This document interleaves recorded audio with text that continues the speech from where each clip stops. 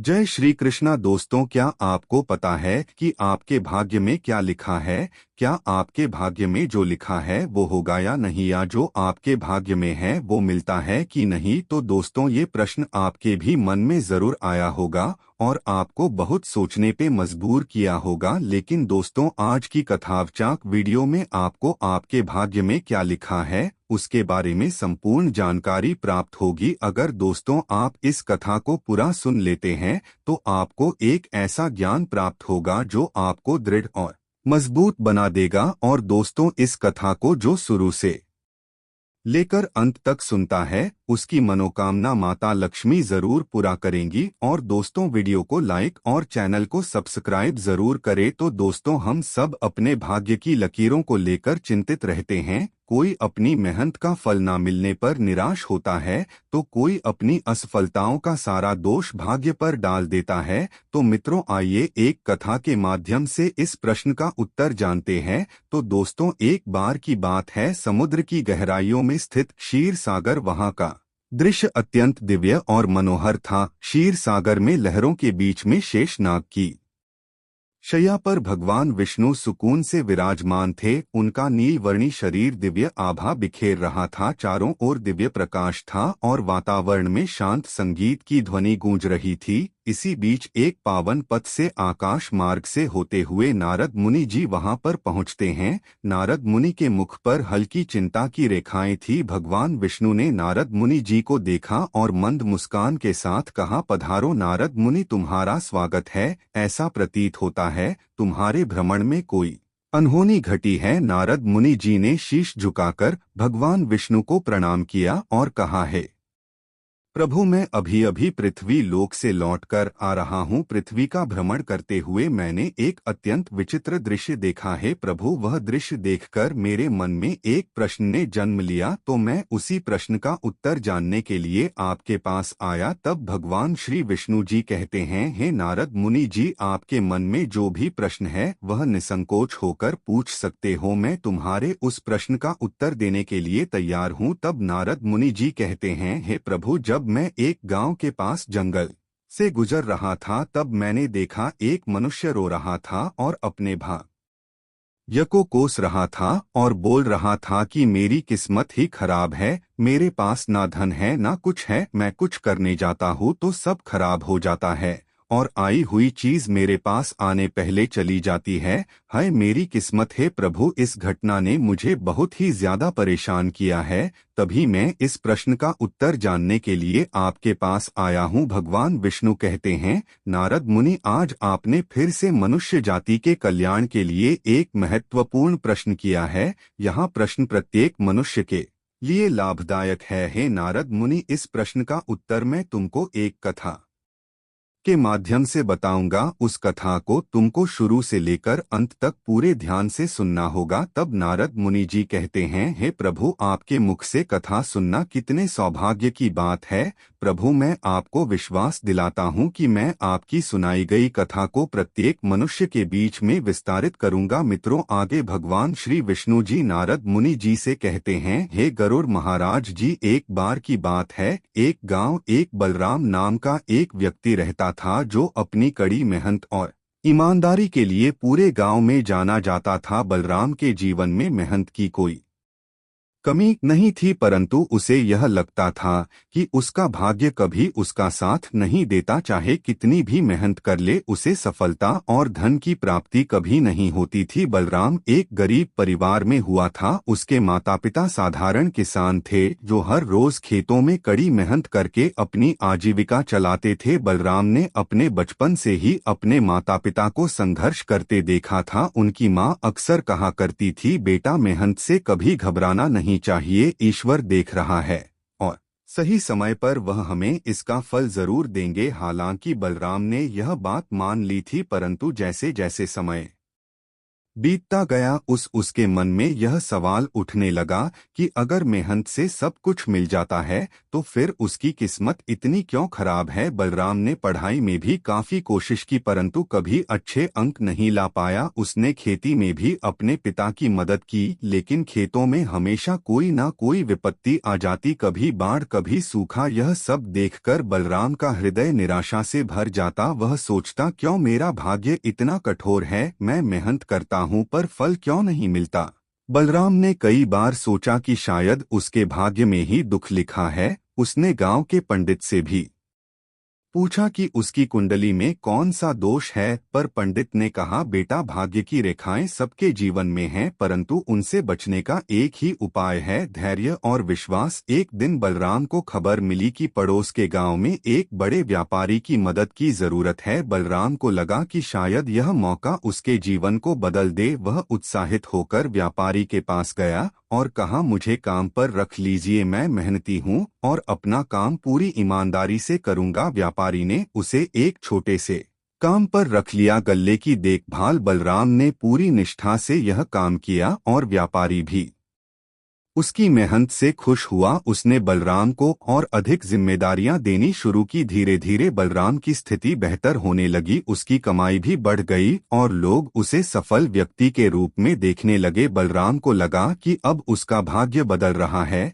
लेकिन एक दिन व्यापारी के व्यापार में अचानक से भारी नुकसान हो गया। व्यापारी को अपना सारा व्यापार बंद करना पड़ा और बलराम फिर से बेरोजगार हो गया। उसके जीवन में एक बार फिर अंधकार छा गया। वह सोचने लगा क्या सच में भाग्य का लिखा कभी नहीं मिटता, क्या मेरी किस्मत ही खराब है, मेरी सारी मेहनत बेकार है। बलराम अपने जीवन के इस मोड़ पर बेहद निराश हो चुका था। उसे ऐसा लगता था कि जैसे उसके हर प्रयास के बावजूद भाग्य उसके साथ छल कर रहा है। एक दिन वह अपने गांव के पास स्थित एक पुराने आश्रम में बैठा सोच रहा था आखिर क्यों मेरी मेहनत कभी रंग नहीं लाती, क्या मैं कभी अपने जीवन में खुश रह पाऊंगा। उसी समय वहां एक वृद्ध साधु आश्रम से बाहर आए। उनके चेहरे पर तेज था, आंखों में करुणा और ज्ञान का प्रकाश था। वे बलराम के पास बैठे और उसकी चिंता भरी आंखों को देखकर बोले बेटा ऐसा क्यों लगता है कि तुम जीवन से हार मान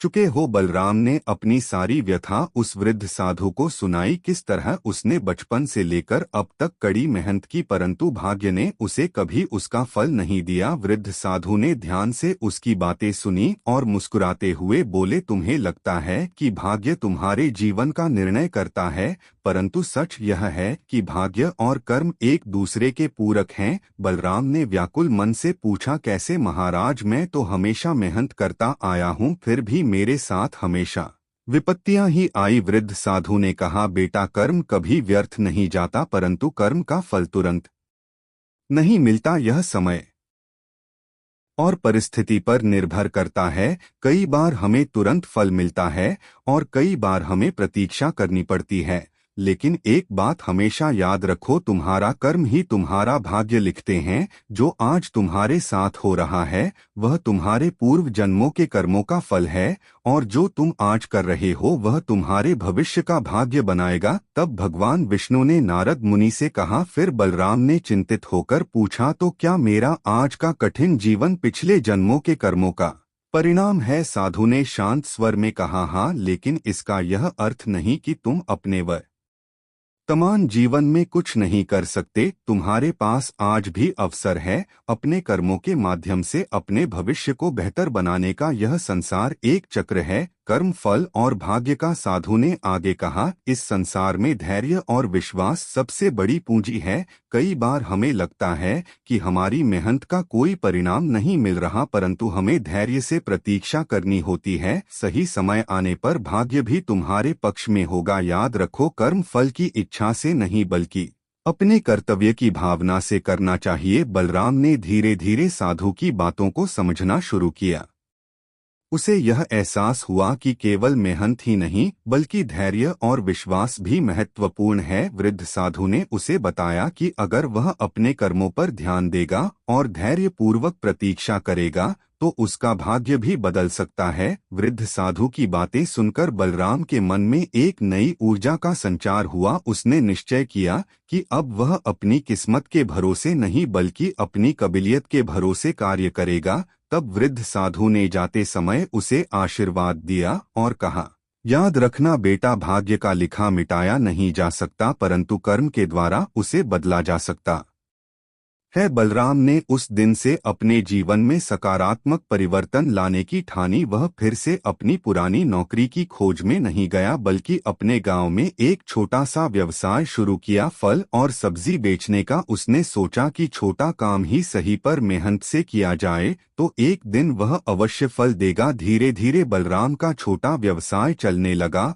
वह ईमानदारी से काम करता और अपने ग्राहकों के साथ सदा अच्छे से पेश आता। लोग उसकी सच्चाई और मेहनत की सराहना करने लगे। एक दिन गांव के एक धनी व्यक्ति ने बलराम की दुकान से सब्जी खरीदी और उसकी प्रशंसा करते हुए कहा, तुम्हारे जैसे ईमानदार लोग कम होते, मैं तुम्हारी मदद करना चाहता हूं। उस व्यक्ति ने बलराम को अधिक पैसा दिया ताकि वह अपना व्यवसाय और बढ़ा सके। बलराम ने उस धन का सदुपयोग किया और अपनी दुकान को बड़ा किया। अब उसके पास अच्छी आमदनी होने लगी और वह पहले से कहीं अधिक खुश था। बलराम का जीवन धीरे धीरे एक नए मोड़ पर आ चुका था। वृद्ध साधु की बातों ने उसके जीवन का दृष्टिकोण बदल दिया था। अब वह भाग्य को दोष नहीं देता बल्कि अपने कर्मों पर विश्वास करता था। उसकी मेहनत और ईमानदारी ने उसे उस मुकाम तक पहुंचा दिया था जहां से वह संतोष और प्रसन्नता का अनुभव करने लगा था।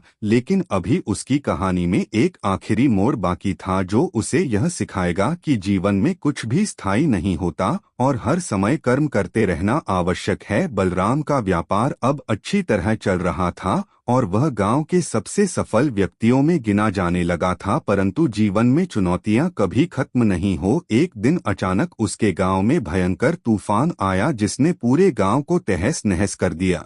लोगों के घर टूट गए, खेत बर्बाद हो गए और बलराम की दुकान भी पूरी तरह से नष्ट हो गई। बलराम फिर से एक बड़े संकट में आ गया। उसका सारा धन जो उसने इतने वर्षों की मेहनत से कमाया था एक ही रात में समाप्त हो गया। उसके पास फिर से कुछ नहीं बचा था। गांव के लोग निराश होकर बैठे थे लेकिन बलराम ने इस बार हार मानने से इनकार कर दिया। उसे वृद्ध साधु की बातें सोची कि भाग्य का लिखा कभी नहीं मिटता लेकिन कर्म के द्वारा उसे बदला जा सकता है। तूफान के बाद बलराम ने हार मानने के बजाय फिर से अपनी जिंदगी को संवारने का निर्णय लिया। उसने गांव के अन्य लोगों से बातचीत की और उन्हें प्रोत्साहित किया कि अगर हम सब मिलकर काम करें तो हम फिर से गांव को खड़ा कर सकते हैं। बलराम ने अपने बचे खुसे पैसे से कुछ सामान खरीदा और दुकान फिर से शुरू की। साथ ही वह गांव वालों की मदद के लिए भी आगे आया। धीरे धीरे गांव के लोग भी बलराम के साहस और आत्मविश्वास से प्रेरित होकर काम करने लगे। उन्होंने अपने खेतों को फिर से जोता, टूटे घरों की मरम्मत की और जीवन को नए सिरे से शुरू किया। बलराम की दुकान भी एक बार फिर से चलने लगी। इस बार उसके पास न सिर्फ आर्थिक सफलता थी बल्कि गांव वालों का सम्मान और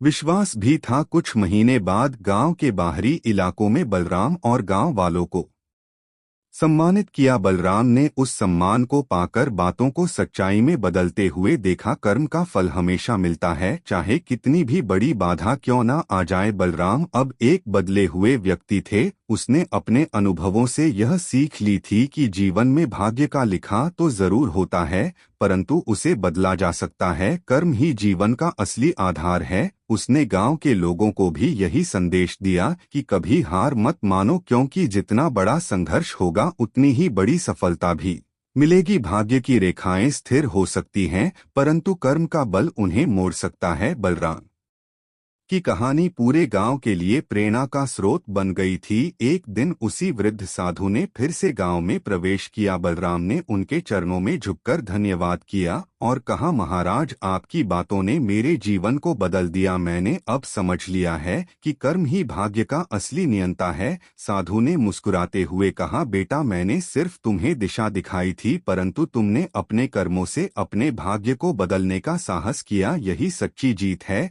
याद रखना, जीवन में कर्म करना कभी मत छोड़ो, चाहे कैसी भी परिस्थिति हो। भाग्य का लिखा मिटाया नहीं जा सकता, परंतु कर्म के द्वारा उसे सही दिशा में बदला जा सकता है। बलराम ने वृद्ध साधु से विदा ली और अपनी नई यात्रा की शुरुआत की। अब वह हर दिन और भी निष्ठा से काम करता, क्योंकि उसे विश्वास था कि उसका कर्म ही उसका असली भाग्य बनाएगा। बलराम की इस कहानी से हमें यह सीखने को मिलता है कि भाग्य और कर्म का गहरा संबंध है। भाग्य का लिखा कभी नहीं मिटता, परंतु कर्म ही वह शक्ति है जो हमें हमारे जीवन को सही दिशा में ले जाने में मदद करती है। संघर्ष, धैर्य और कर्म के प्रति विश्वास ही हमें जीवन की चुनौतियों से जीत दिलाता है। इस प्रकार बलराम एक खुशहाल जीवन व्यतीत करने लगा। तो दोस्तों, भगवान विष्णु ने नारद मुनि से पूछा है, नारद मुनि, अब आपको पता चल गया होगा कि वह मनुष्य क्यों परेशान था। तब नारद मुनि भगवान विष्णु से कहते हैं, हे प्रभु, अब मुझे सब समझ आ गया। तब भगवान विष्णु हल्की मुस्कान से कहते हैं, भाग्य के भरोसे कुछ नहीं होता। जब तक आप कर्म नहीं करोगे तब तक सफल नहीं होगे। इस बात को कहते हुए कथा यही समाप्त करते हुए नारद मुनि वहां से चले जाते